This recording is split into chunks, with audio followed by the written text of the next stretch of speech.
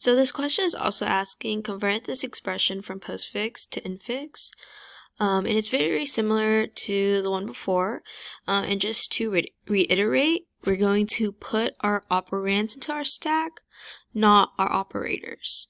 And every time we encounter an operator, we're going to push out 2 operands from our stack, okay? And so I'm going to draw it first. And we're going to push in all of our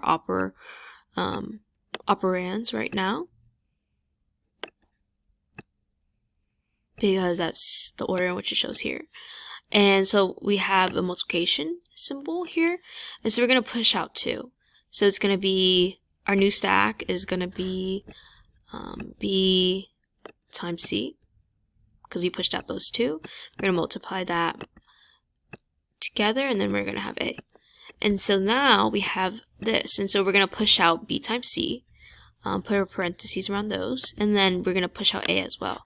And so that's why the answer is this.